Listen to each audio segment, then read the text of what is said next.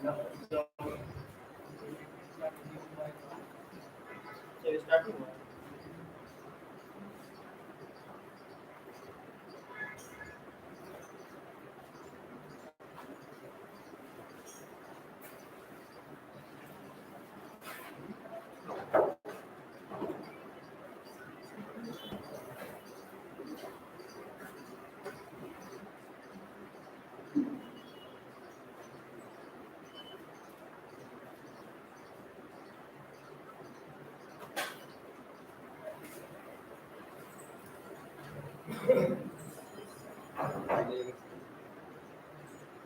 Genetics चल रहा था, जेनेटिक्स से स्टार्ट होता है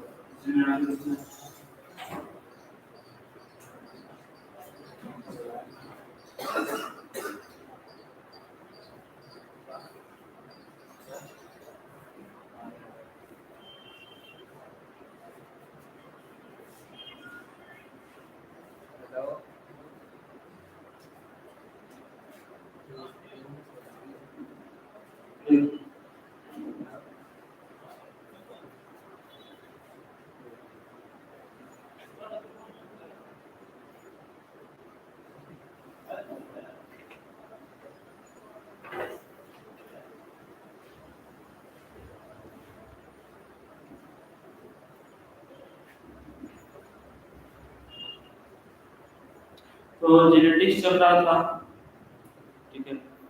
जेनेटिक्स में अभी स्टार्टिंग किया लोग ना, जेनेटिक्स क्या होता है पता है कि कोई भी जो चाइल्ड होता है वो कुछ हद तक अपने पेरेंट्स से वेरिएशन शो करता है और कुछ हद तक सिमिलरिटी शो करता है।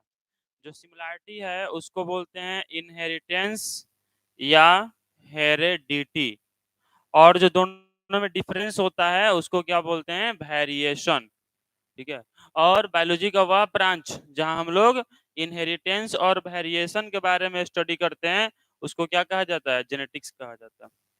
लिखवाए थे ये बात, ठीक है। फादर ऑफ जेनेटिक्स बोलते हैं किसको, किसको बोलते हैं, ग्रेगर जॉन मेंडल को बोलते हैं। और जेनेटिक्स टर्म देने का काम किसने किया था, बेटसन ने किया था। बेटसन नामक साइंटिस्ट ने जो है जेनेटिक्स टर्म दिया था। इतना बात सब लोग लिखे हुए थे, नहीं लिखे थे ना? अच्छा, अब अगर थोड़ा बात करते हैं जीन के बारे में। देखिए जीन क्या होता है, जीन पाया जाता है क्रोमोसोम पे। हम लोग के सेल के अंदर जो होता है ना, सेल के अंदर पाया जाता है क्या, न्यूक्लियस। न्यूक्लियस में होता है क्रोमोसोम, और क्रोमोसोम बना होता है किस चीज का, डीएनए का। और डीएनए का जो फ्रेगमेंट होता है, ये मान लो डीएनए हो गया, तो डीएनए का फ्रेगमेंट जो होता है उसको क्या बोलते हैं, जीन बोलते हैं। क्या बोलते हैं इसको, जीन। जीन क्या करता है, तो जो भी हम लोग के बॉडी में कैरेक्टर है उसको कोई ना कोई जीन कंट्रोल करने का काम करता है। जो भी कैरेक्टर बॉडी में है उसके लिए कोई ना कोई जीन ही जो है रिस्पॉन्सिबल होता है। और हम लोग के बॉडी में लगभग 20,000 to 25,000 जीन पाए जाते हैं ना, 20,000 से 25,000 जीन बॉडी में पाए जाते हैं। जीन के बारे में और विस्तार से बात होगा जो सेकेंड चैप्टर जेनेटिक्स का है उसमें। इसमें 2 चैप्टर पढ़ना है, एक चैप्टर है principle of inheritance and variation, और एक है मॉलिक्यूलर बेसिस ऑफ इनहेरिटेंस। तो पहले पढ़ा जाएगा फर्स्ट वाला, principle of inheritance and variation, वहीं अभी चल रहा है। तो इसमें तो जीन क्या होता है, gene is the fragment of DNA. ये क्या है, it is fragment of DNA. ये जो होता है डीएनए का फ्रेगमेंट होता है विच कंट्रोल्स कंट्रोल्स डिफरेंट कैरेक्टर्स, जो कि अलग अलग कैरेक्टर्स को, जो अलग अलग ट्रेट्स हैं, कैरेक्टर बोल दो या ट्रेट, उसको कंट्रोल करने का, रेगुलेट करने का काम करता है, उसको जीन कहते हैं। जीन जो है ये कहाँ से आता है, फादर मदर से आता है और फिर नेक्स्ट जनरेशन में पास हो जाता है। तो ये होता है जीन के बारे में। अब इसका नोट्स टाइप हो ही रहा है, मेरे ख्याल से नेक्स्ट क्लास में मिल जाएगा। तो उसके देखो फ्लावरिंग प्लांट का हो गया है, फ्लावरिंग प्लांट का हो गया, सोचें कि एक बार पूरा हो जाएगा, एक ही बार में पूरा का मिल जाएगा, ठीक है। इस तरह अलग अलग मिलता रहेगा, फिर मतलब कोई मतलब नहीं है उसका। एक ही बार सब हो जाता है तो सब एक ही बार में हो जाएगा, 5-10 दिन लगेगा, हो जाएगा। नेक्स्ट है जीनोम, ठीक है। जीनोम क्या होता है, बताए थे जीनोम के बारे में, नहीं बात। पहले लिख लीजिएगा जीन, टॉपिक लिख लीजिएगा जीन, तो नोट्स में कुछ कुछ लिखते रहिए। लिखिएगा जीन, लिखिएगा इट इज, जो लिखे हो लिख लीजिएगा, it is fragment of DNA, it is fragment of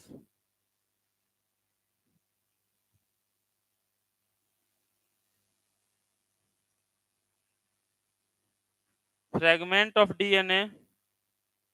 It is fragment of DNA which it is fragment of DNA controls controls different characters. It is fragment of DNA which controls different character.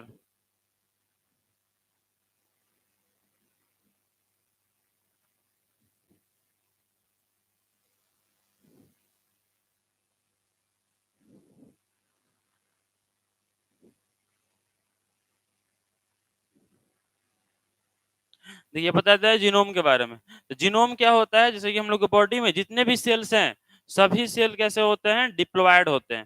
केवल जो gametes होते हैं, gamete मतलब क्या हुआ, sperm और ovum. तो sperm और ओवम जो होता है हैप्लॉयड होता है, और स्पर्म और एग को छोड़ के बाकी सभी सेल कैसे होते हैं, डिप्लॉयड। डिप्लॉयड हैप्लॉयड कहने का मतलब क्या होता है, जिस सेल में क्रोमोसोम का ऐसे पेयर प्रेजेंट होता है उसको क्या बोलते हैं, डिप्लॉयड। जिसमें क्रोमोसोम पेयर में नहीं होता है ना, ऐसे एक एक सिंगल सेट होता है उसको बोलते हैं हैप्लॉयड। सुनो कि हम लोग के सेल में कितना क्रोमोसोम है, 23 पेयर क्रोमोसोम है। मतलब क्रोमोसोम किसमें है, पेयर में है ना, ऐसे पेयर में। तो सेल को डिप्लॉयड सेल बोलेंगे। और केवल स्पर्म और एग जो होता है इसमें क्या होता है कि ऐसे पेयर में नहीं होता है, ऐसे सिंगल 23 ही होता है, सिंगल होता है, तो उसको हैप्लॉयड सेल बोलेंगे। तो किसी भी हैप्लॉयड सेल में जितना टोटल नंबर ऑफ क्रोमोसोम होता है उसको जीनोम कहते हैं। ऐसे कि बोले बताइए जीनोम में ह्यूमन के पास कितना क्रोमोसोम होगा, ह्यूमन के जीनोम में कितना क्रोमोसोम होगा। तो ह्यूमन के डिप्लॉयड सेल में कितना होता है, 46 होता है ना। तो हैप्लॉयड सेल में कितना हो जाएगा, 23 क्रोमोसोम। इसमें जो होगा 23 क्रोमोसोम। पूछे बताइए एप, एप समझते हैं एप, एप में कौन कौन आते हैं, कौन, गोरिल्ला, लिखवाए थे ना, लिखो। एप में 4 आते हैं, एक होता है चिंपैंजी, नाम सुन चिंपैंजी का। दूसरा होता है गोरिल्ला, तीसरा होता है गिब्बन, और फोर्थ हो गया ओरेंगटम। तो ये 4 जो है ये एप कहलाते हैं, है ना। चिंपैंजी जो है बहुत इंटेलिजेंट होता है, गोरिल्ला जो होता है डेंजरस होता है, गिब्बन जो है बहुत छोटा होता है, और ओरेंगटम जो है पुराना, सबसे पुराना एप है। तो ये 4 तरह के एप होते हैं। और एप में जो है 24 क्रोमोसोम होता है डिप्लॉयड सेल में, सॉरी हैप्लॉयड, जीनोम में मतलब हैप्लॉयड सेल में 24 है, डिप्लॉयड में कितना हो जाएगा, 48 हो जाएगा। वैसे ही एक बहुत फेमस कैरेक्टर है इस चैप्टर में, पी प्लांट, है ना। पी प्लांट पाइथम सटिवम, इस पर मेंडल ने अपना रिसर्च किया था, पढ़ा जाएगा इसके बारे में। इसमें कितना होता है, इसमें होता है 7 क्रोमोसोम, है ना, 7 क्रोमोसोम होता है। वैसे ही मेज, मेज में मकई, इसमें कितना होता है, 10। हैप्लॉयड में 10 है, डिप्लॉयड में कितना हो जाएगा, 20 हो जाएगा। वैसे ही एक बहुत फेमस है इसमें फ्रूट फ्लाई, फ्रूट फ्लाई मतलब फल मक्खी, है ना। पूरा नाम होता है इसका ड्रोसोफिला मेलेनोगेस्टर, इसका नाम होता है ड्रोसोफिला। इसमें कितना होता है, 4, कितना होता है, 4 क्रोमोसोम। कितना क्रोमोसोम होता है, 4 क्रोमोसोम, कितना होता है, 4। फ्रूट फ्लाई क्या होता है, 2 तरह के फ्लाई होते हैं, फ्लाई मतलब मक्खियां, 2 टाइप का होता है। एक होता है हाउस फ्लाई, एक होता है फ्रूट फ्लाई। हाउस फ्लाई मतलब घरेलू मक्खी जो घरों में होती है, छोटी होती है। फ्रूट फ्लाई बड़ी होती है और ये कहाँ बैठती है, जो फल हैं उस पर बैठती है। और फ्रूट फ्लाई जो होती है इसको ड्रोसोफिला बोलते हैं, पूरा नाम होता है ड्रोसोफिला मेलेनोगेस्टर। ये 2 सबसे फेमस कैरेक्टर हैं, जो सबसे ज्यादा जेनेटिक्स का रिसर्च हुआ है, पी प्लांट पे और फ्रूट फ्लाई पे। पी प्लांट पर करने का काम किया था मेंडल ने, और इस पर करने का काम किया था मॉर्गन ने, है ना। इस पर लॉ ऑफ इनहेरिटेंस दिया गया था, इस पर लॉ ऑफ लिंकेज दिया गया था। लॉ ऑफ लिंकेज जो टी एच मॉर्गन ने दिया था, है ना, टी एच मॉर्गन ने। और एक और याद रखना है बैक्टीरिया का, तो बैक्टीरिया में तो खैर एक ही होता है, एक। तो ये सब याद रखना, इसको इसको लिख लीजिएगा, लिख रह दीजिएगा जीनोम, जीनोम लिखिएगा, number of chromosome, the number of chromosome present in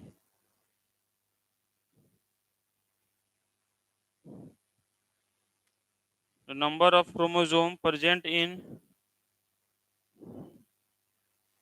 haploid cell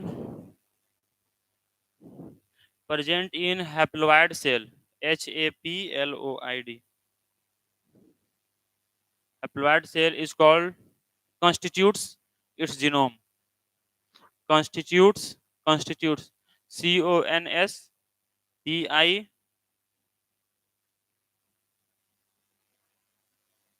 Number of chromosome present in haploid cell constitutes CONSTIT क्या होगा constitutes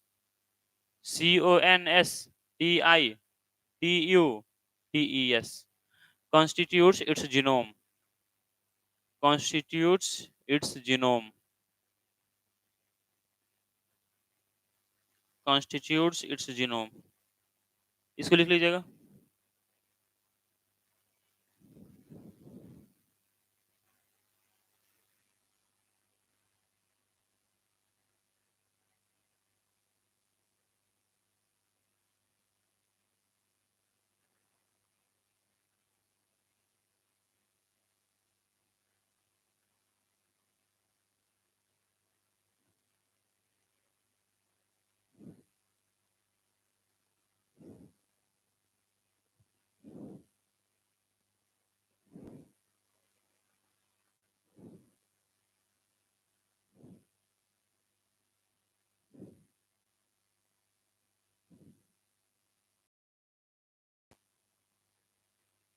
हाँ?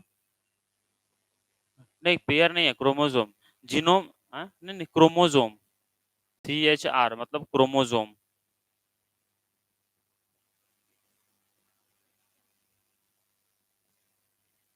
CHR मतलब क्रोमोसोम.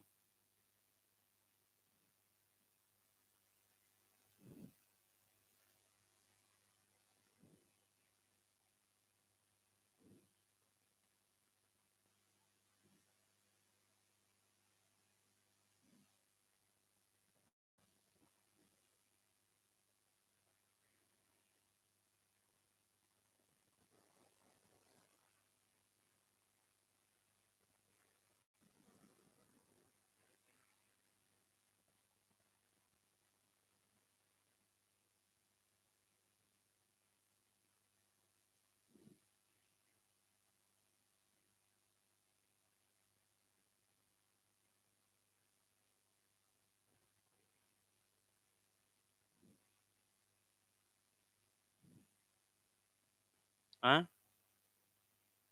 हाँ बैक्टीरिया में एक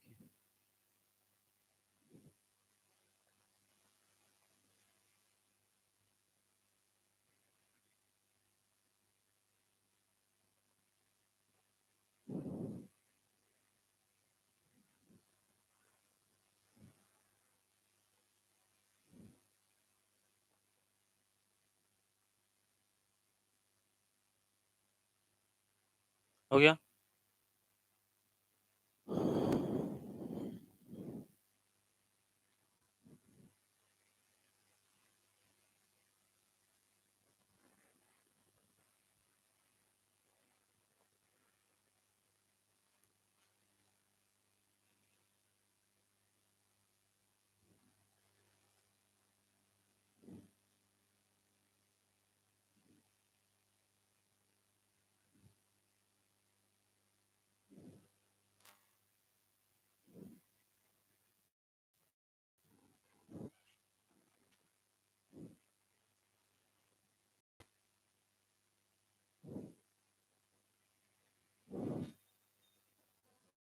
नेक्स्ट लिखना है एलील. ALLELE allele.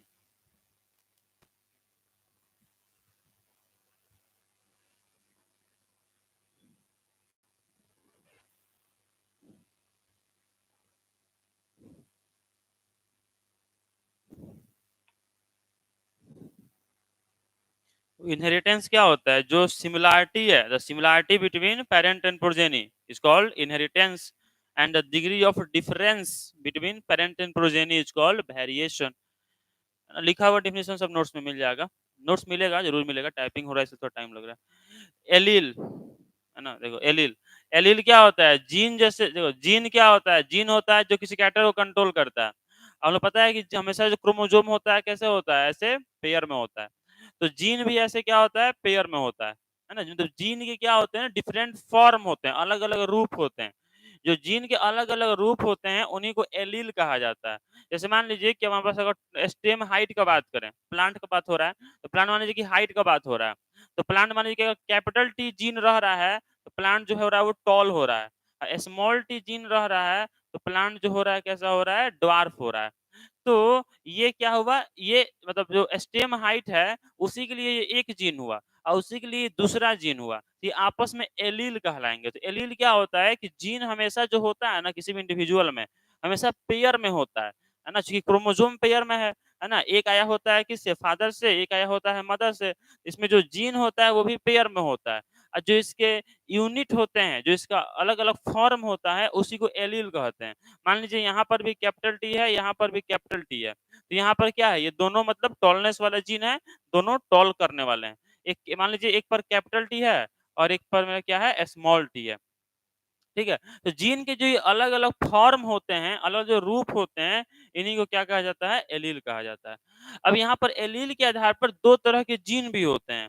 एक होता है होमोजाइगस जीन, एक होता है जिसको बोलते हैं होमोजाइगस जीन और एक को बोलते हैं हेटेरोजाइगस जीन। एक को क्या बोलते हैं? होमोजाइगस और एक को क्या बोलते हैं? हेटेरोजाइगस। जिस जीन में दोनों एलील क्या हो? सेम हो, उनको बोलते हैं होमोजाइगस जीन। और जिस जीन में दोनों एलील डिफरेंट हो, उनको क्या बोलते हैं? हेटेरोजाइगस। बताइए ये जो जीन है कैपिटल टी, ये कैसा जीन हुआ? होमोजाइगस कि हेटेरोजाइगस? होमोजाइगस। और वहीं मान लीजिए दिया हुआ है कैपिटल टी, स्मॉल टी, ये कैसा हो गया? हेटेरोजाइगस। अच्छा मान लीजिए इस पर भी स्मॉल टी है, इस पर भी स्मॉल टी है। मतलब स्मॉल टी, ये कौन-सा हुआ? कैसा हुआ? होमोजाइगस हुआ। तो अगर किसी जीन के दोनों एलील सेम हैं, तो उसको बोलते हैं होमोजाइगस और दोनों एलील डिफरेंट हैं, तो उसको बोलते हैं हेटेरोजाइगस। लिखिएगा पहले allele, the different form of gene is called allele, the different form of the different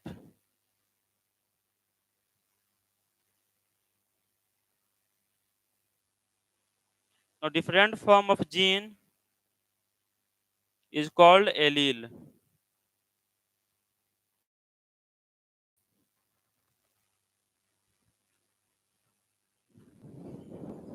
the different form of gene is called allele. Next point देखिए लिखना है, if if both the alleles if both the alleles if both the alleles of a gene if both the alleles of a gene are same if both the alleles of a gene are same, then it is called homozygous gene. Are same, then it is called homozygous gene.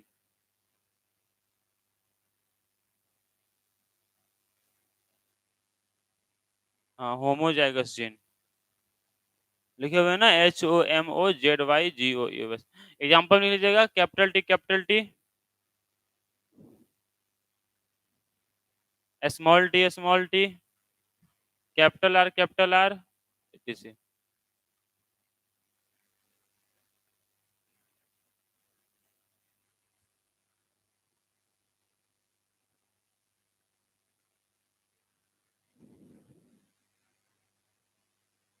हो गया, ये हो गया homozygous. Next लिखना है, if both the alleles of a gene are different, if both the alleles of if both the alleles of a gene if both the alleles of a gene are different,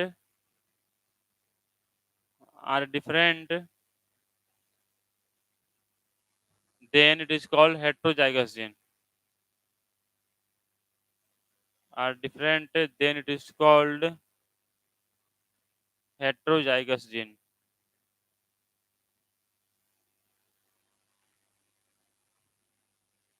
It is called heterozygous gene. Example में capital T small T, capital R small R, etc. Example में capital T small T, capital R small R, etc.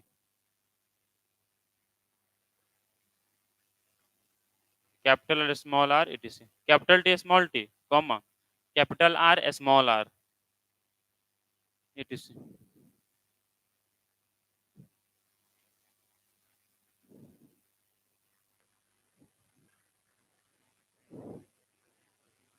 ठीक है।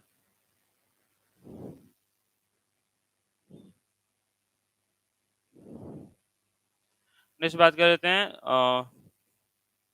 Genotype, phenotype. क्या होता है? ठीक है, जो जीन का स्ट्रक्चर होता है उसको बोलते हैं जीनोटाइप, और जीनोटाइप और इन्वायरमेंटल फैक्टर के प्रभाव से जो लक्षण दिखाई पड़ता है उसको क्या बोलते हैं? फिनोटाइप। जैसे मान लीजिए कि किसी प्लांट के अंदर अगर जीन जो है कैपिटल टी है, या कैपिटल टी स्मॉल टी है, या स्मॉल टी है, तो ये सब क्या कहलाएगा? जीनोटाइप कहलाएगा। क्या कहलाएगा? जीनोटाइप। और इसके कारण अगर ये वाला जीन रहेगा तो उसके अंदर कैरेक्टर कौन सा होगा? टॉलनेस वाला होगा, टॉल होगा। ये होगा तो कैसा होगा? टॉल। ये रहा तो कैसा होगा? ड्वार्फ। तो इसको बोल देंगे ये जो जीन का स्ट्रक्चर है इसको बोल देंगे जीनोटाइप, और ये जो लक्षण दिख रहा है, जो एक्सटर्नल अपीयरेंस, जो बाहरी जो दिखावट होता है, जो अपीयरेंस होता है, उसको क्या बोलते हैं? फिनोटाइप। अच्छा, ऐसा नहीं है कि फिनोटाइप जो है वो केवल जीनोटाइप पर ही डिपेंड करता है। ऐसा नहीं है कि फिनोटाइप केवल जीनोटाइप पर ही डिपेंड करता है। ऐसे मान लीजिए कि जो स्किन कलर होता है, स्किन कलर डिटरमाइन होता है किसके द्वारा? एक पिगमेंट है, नाम है मेलानिन पिगमेंट। क्या नाम होता है इसका? मेलानिन। जिसके स्किन पर मेलानिन ज़्यादा होता है उसका स्किन डार्क होता है, और जिसके पर कम होता है उसका स्किन फेयर होता है, गोरा होता है। सबसे ज़्यादा होता है वेस्ट इंडीज़, जो साउथ अफ्रीका है, मतलब जो भी साउथ कंट्री हैं उधर, ठीक है? और सबसे कम होता है जो वेस्ट कंट्री है, जैसे कि इंग्लैंड हो गया, है ना, अमेरिका हो गया उधर। इसलिए वहाँ के लोग कंप्लीटली फेयर होते हैं और वहाँ कंप्लीट डार्क होते हैं। जो इंडिया, पाकिस्तान यहाँ पर जो है मीडियम होता है। इसलिए यहाँ पर जो है लोग कैसे होते हैं? मीडियम होते हैं, ना ज़्यादा फेयर होते हैं, ना ज़्यादा डार्क होते हैं, इंटरमीडिएट होते हैं। अब मेलानिन जो है इसको इसको रिलीज़ करने का काम कौन करता है? तो सेल पर कुछ सेल्स पाए जाते हैं स्किन पे, इनका नाम है मेलेनोसाइट्स। ये जो मेलेनोसाइट सेल्स हैं, यही क्या करते हैं? मेलानिन पिगमेंट को रिलीज़ करने का काम करते हैं। अब जो मेलानिन पिगमेंट को रिलीज़ करते हैं, अब इसके लिए मान लीजिए कोई जीन जो होगा, मान लीजिए वो जीन जो है वह कम मेलानिन प्रोड्यूस करने वाला है। मतलब जो जीन है इसको कंट्रोल करने वाला, वह ऐसा है, जो फादर मदर जो जीन आया है, वो ऐसा आया है कि वह मेलानिन कम रिलीज़ हो और इंसान का जो कलर है वो कैसा रहे? स्किन कलर जो रहे वो फेयर रहे।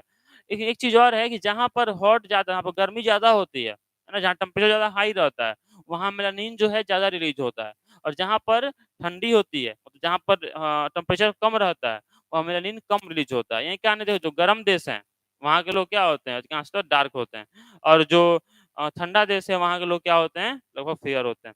तो अब किसी के अंदर भले ही जीन है उसको गोरा करने वाला, लेकिन जाकर रहा किसी बहुत ही हॉट कंट्री में, तो वहाँ पर क्या होगा? जितना गोरा उसको होना चाहिए था, उतना गोरा वो नहीं हो पाएगा, चूँकि टेम्परेचर ज़्यादा होने के कारण मेलानिन ज़्यादा निकल ही जाएगा। तो मतलब इस तरह से हम कह सकते हैं कि जो फिनोटाइप है, जो एक्सटर्नल अपीयरेंस है, वह केवल जीनोटाइप पर डिपेंड नहीं करता है, बल्कि जो एनवायरमेंटल फैक्टर्स हैं, उन पर भी डिपेंड करता है। तो जीन का स्ट्रक्चर क्या कहलाता है? जीनोटाइप। और जीनोटाइप और एनवायरमेंटल फैक्टर दोनों को मिलाकर जो अपीयरेंस दिखता है उसको क्या बोलते हैं? फिनोटाइप। तो लिखिएगा पॉइंट देखिए, the the structure of gene, the structure of gene,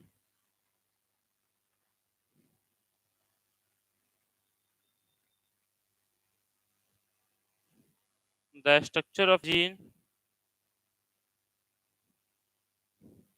for any character,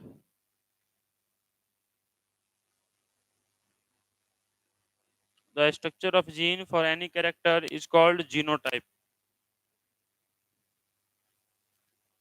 The structure of gene for any character is called genotype. The structure of gene of any character is called genotype.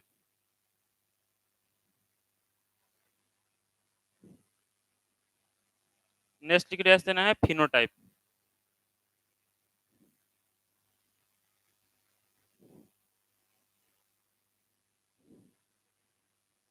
The external appearance of the external appearance of the external appearance of any individual the external appearance of the external appearance of any नहीं ऐसे लिखना the external appearance which ये कर देना of an individual the external appearance which exhibits या appears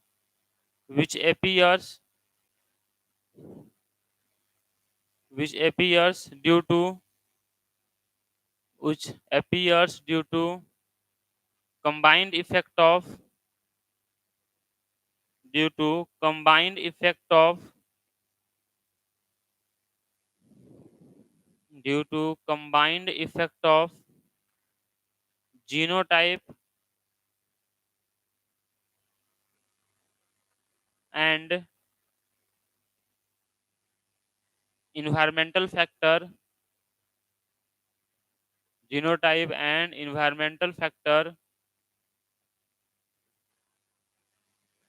is called phenotype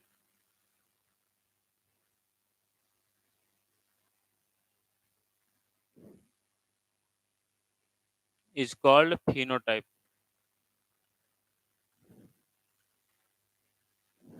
मतलब कि genotype और इन्वायरमेंटल फैक्टर दोनों के मिलने से जो लक्षण दिखाई पड़ता है उसको क्या बोलते हैं फिनोटाइप बोलते हैं ठीक है नेक्स्ट बात होता है कि दो तरह का एलील होता है एक होता है डोमिनेंट एलील एक होता है रिसेसिव एलील डोमिनेंट रिसेसिव क्या होता है जिसका लक्षण दिखता है उसको बोलते हैं डोमिनेंट और जो होते हुए भी दिखता नहीं है उसको क्या बोलते हैं रिसेसिव जैसे कि मान लीजिए कोई भी अगर हेट्रोजाइगस जीन है ना ये जीन मान लीजिए कैपिटल टी स्मॉल टी है कैसा जीन हुआ होमोजाइगस हेट्रोजाइगस हेट्रोजाइगस जीन में अगर दोनों एलील डिफरेंट होते हैं तो क्या बोलते हैं इसको हेट्रोजाइगस तो अगर दोनों एलील डिफरेंट है मतलब हेट्रोजाइगस जीन है तो इसमें बताओ ये प्लांट कैसा होगा टॉल होगा कि ड्वार्फ होगा टॉल होगा है ना अगर जैसे कि कैपिटल टी टॉलनेस के लिए है स्मॉल टी बौनापन के लिए है ड्वार्फनेस के लिए है ना लेकिन इसमें अगर दोनों रहेगा ना तो इसका लक्षण दिखेगा कैपिटल टी का इसका नहीं दिखेगा ऐसा एक्सपेरिमेंट से देखा गया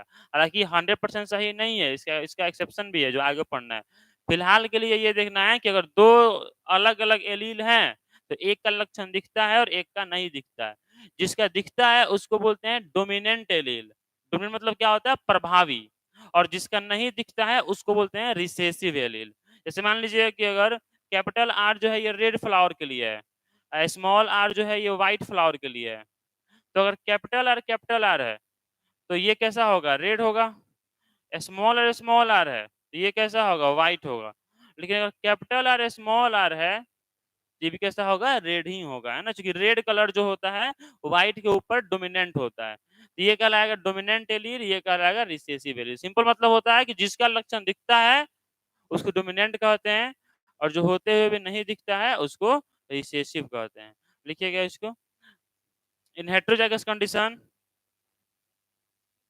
पॉइंट देके लिखिएगा इन heterozygous condition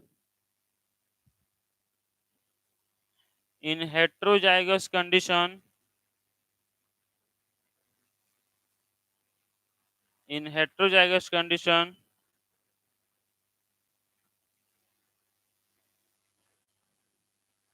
the allele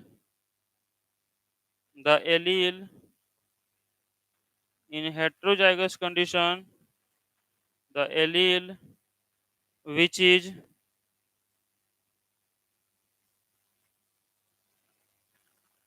the allele which is able to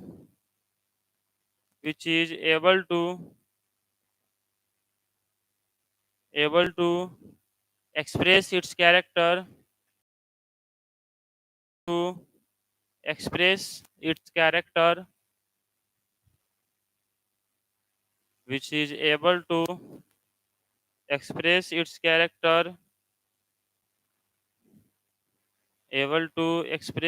character is called genotype.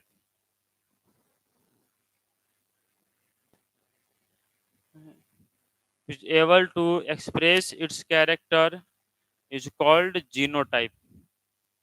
Oh sorry, क्या लिखे? Is called dominant allele. Is called dominant allele. Is called dominant allele. Genotype नहीं होगा, उसको काट दीजिएगा। क्या अगर हेटेरोजाइगस कंडीशन है तो जिसका कैरेक्टर दिखता है उसको क्या कहते हैं? Dominant allele. डोमिनेंट एलील इसी में लिखिएगा। while WHILE while the allele which is not able to the allele which is not able to express its character not able to express its character is called recessive allele. Is called recessive allele. Is called recessive allele.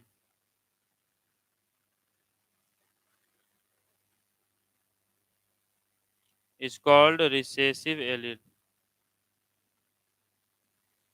तो जिसका character दिखता है उसको बोलते हैं dominant allele और जिसका नहीं दिखता है उसको क्या बोलते हैं? Recessive allele.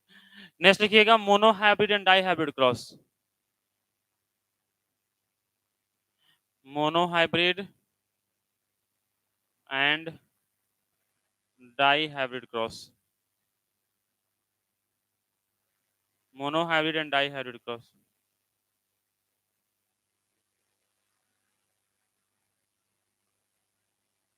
ये मोनोहाइब्रिड क्रॉस क्या होता है? मोनोहाइब्रिड क्रॉस क्या होता है?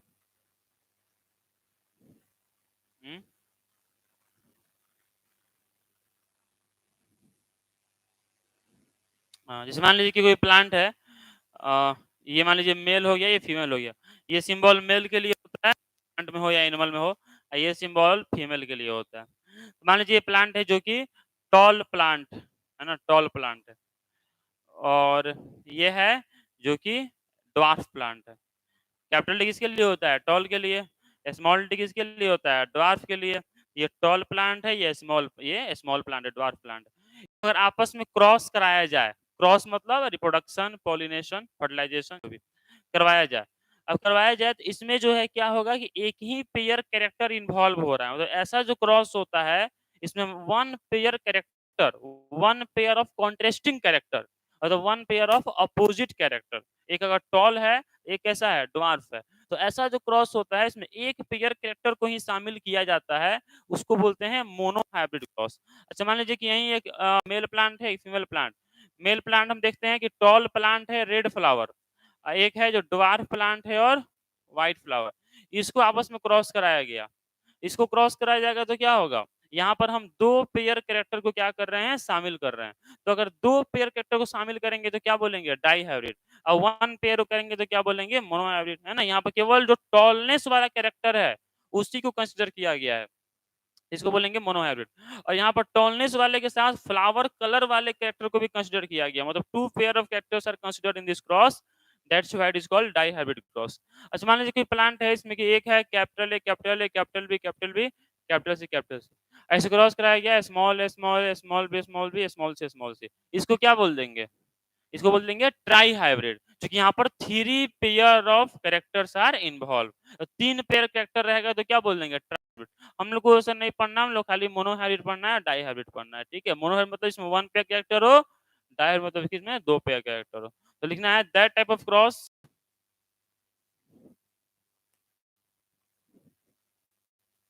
that type of cross in which that type of cross in which only one pair of, in which only one pair of contrasting character are involved, only one pair of contrasting, CONTRASTING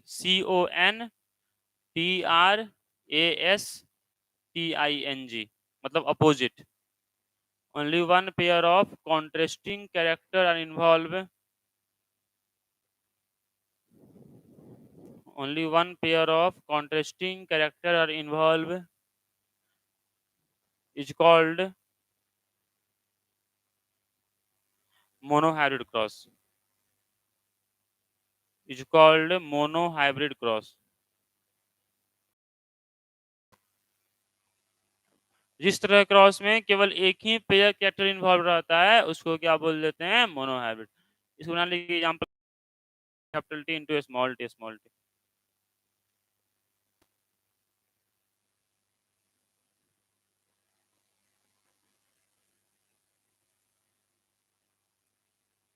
बस ये वाला लिख,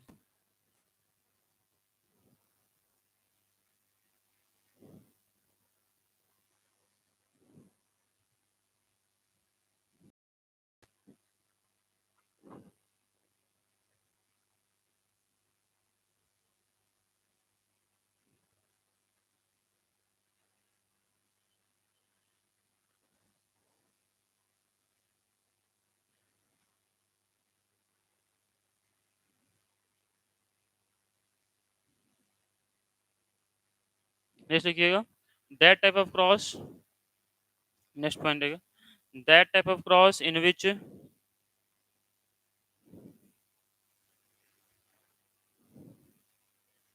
that type of cross in which two pair of in which two pair of contrasting character are involved, in which two pair of contrasting character are involved,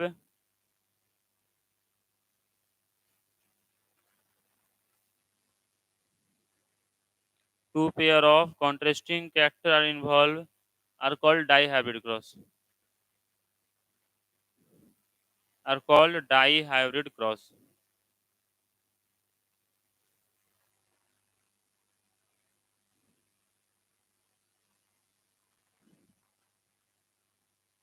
example में उसको लिख लेना है।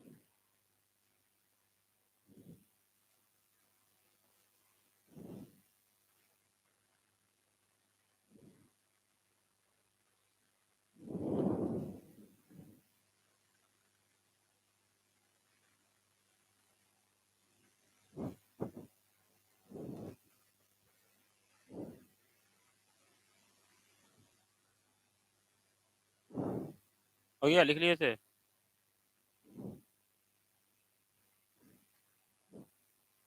नहीं किए।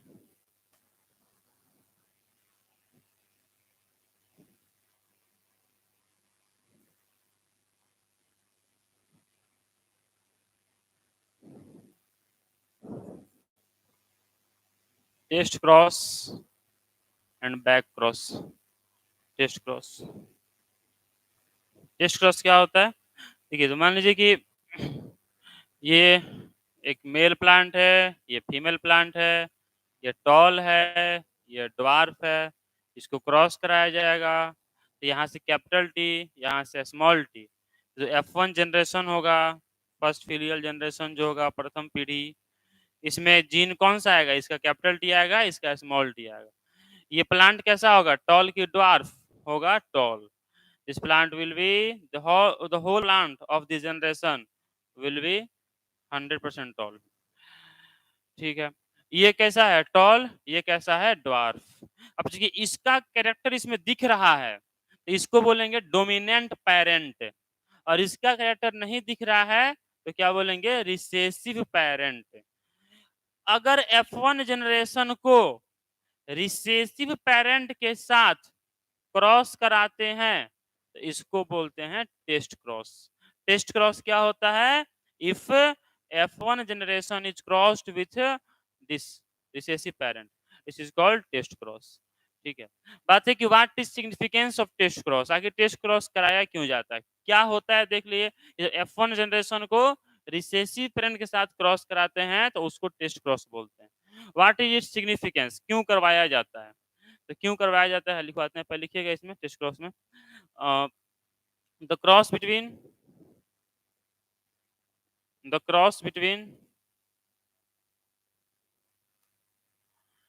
F1 generation, the cross between F1 generation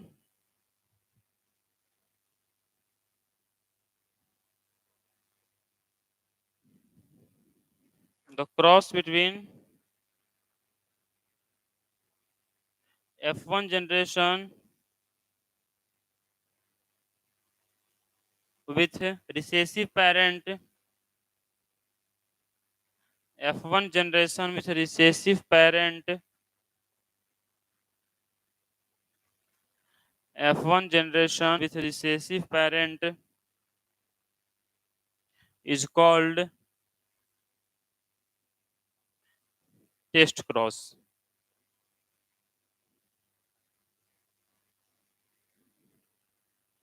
Is called test cross.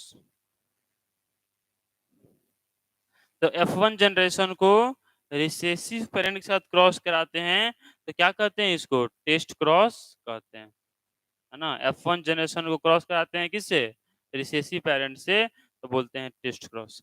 बात है कि टेस्ट क्रॉस क्यों किया जाता है, देखिए तो टेस्ट क्रॉस क्या होता है, मान लीजिए ये मेल हो गया, ये फीमेल हो गया, capital T small T cross कराया गया, यहाँ से कैपिटल टी, यहाँ से स्मॉल टी। F1 जनरेशन में capital T small T 100% tall plant and 100% tall plant. अब जब इसको क्रॉस कराएंगे रिसेसिव पेरेंट से स्मॉल टी, तो इसको क्या बोल देंगे, टेस्ट क्रॉस। Test cross. अब टेस्ट क्रॉस अगर कराया गया, इन दोनों में अगर क्रॉस कराया गया, ठीक है, तो इसका क्या महत्व है, क्यों कराया जाएगा, देखिए क्रॉस कराया पहले देखते हैं। मान लीजिए दोनों में क्रॉस कराया गया, ठीक है, तो इसका जो गैमिट बनेगा, इसका जो गैमिट बनेगा वो बनेगा कितने टाइप का, 2 टाइप का, कैपिटल टी स्मॉल टी। दोनों एलील जो होंगे ना सेपरेट हो जाएंगे, तो आधा बनेगा इसमें कैपिटल टी होगा, आधा बनेगा स्मॉल टी होगा। इसमें जो बनेगा एक ही बनेगा स्मॉल टी, इसी को 2 बार लिख देते हैं। ऐसा समझिए ना कि जब गैमिट बनता है तो जीन के दोनों एलील अलग-अलग हो जाते हैं, इसका भी दोनों अलग हो गया, इसका भी दोनों अलग हो गया। अब इसमें जब इसको क्रॉस कराएंगे तो यहाँ पर क्या होगा, capital T small T, capital T small T, small T small T, small T small T. ये दोनों प्लांट कैसे होंगे, टॉल, और ये दोनों प्लांट कैसे होंगे, ड्वार्फ, है ना।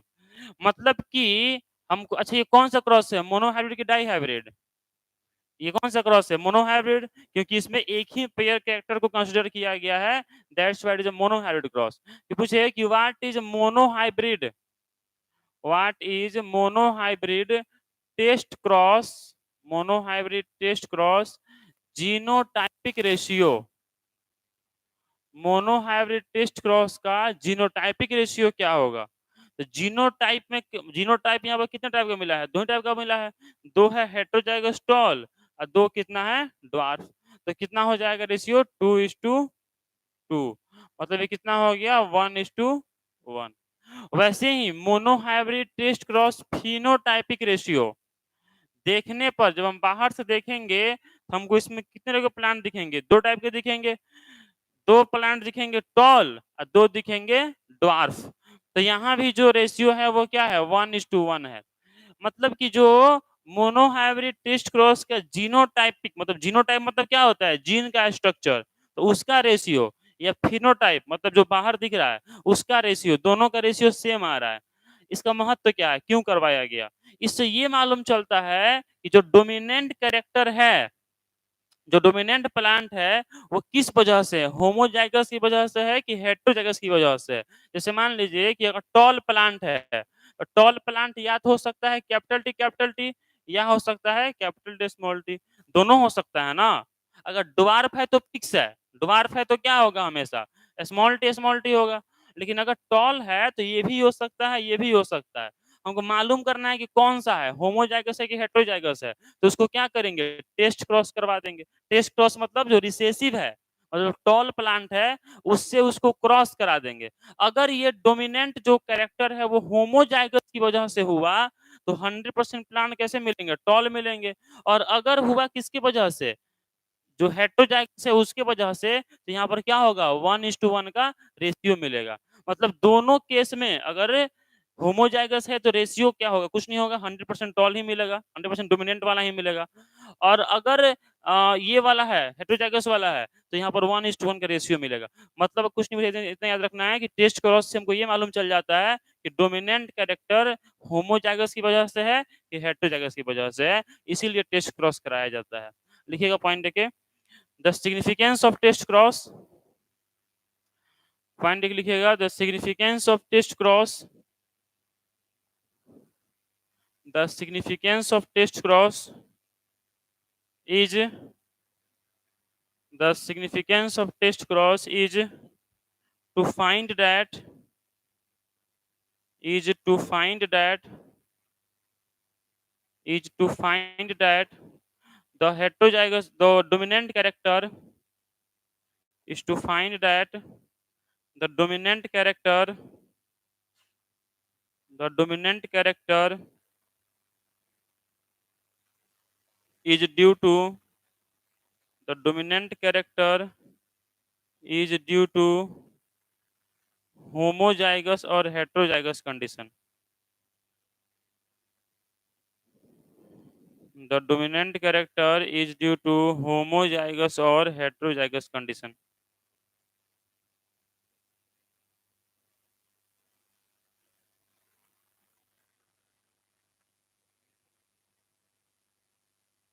ठीक है, तो इससे ये मालूम चल जाता है कि डोमिनेंट कैरेक्टर जो है वो होमोजाइगस है कि हेटेरोजाइगस है। इसको लिख लीजिएगा। पहले ये कैपिटल टी स्मॉल टी, यहाँ से ये आया F1 generation, F1 generation, F1 generation, F1 generation में ये, तो ये बना F1 जनरेशन में आया। जब इसको रिसेसिव के साथ क्रॉस कराएंगे तो टेस्ट क्रॉस बोलेंगे। यहाँ से गैमेट बना स्मॉल टी, यहाँ से बना कैपिटल टी स्मॉल टी, ये बना। तो मोनो हाइब्रिड चूंकि है, चूंकि 1 पे कैरेक्टर को शामिल किया गया है। टेस्ट क्रॉस का जो जीनोटाइपिक रेशियो है 1:1 है और फिनोटाइपिक भी 1:1 है। हाँ, ये साइन जो होता है मेल के लिए होता है और ये साइन जो होता है फीमेल के लिए होता है।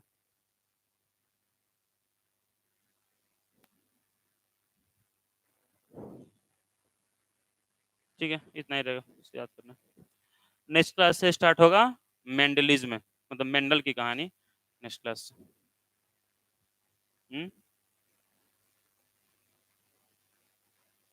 अभी तो चांस नहीं है, दशहरा के बाद शायद हो जाए, हो जाएगा, टेंशन ना लो, सिलेबस टाइम से खत्म हो जाएगा।